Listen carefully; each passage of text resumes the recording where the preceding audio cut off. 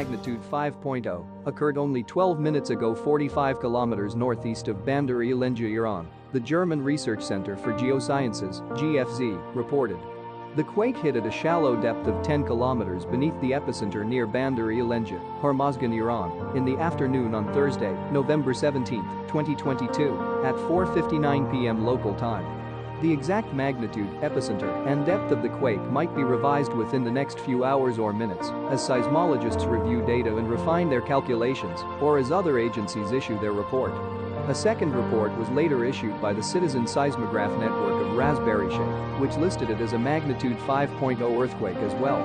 A third agency, the European Mediterranean Seismological Center (EMSC), reported the same quake at magnitude 5.3.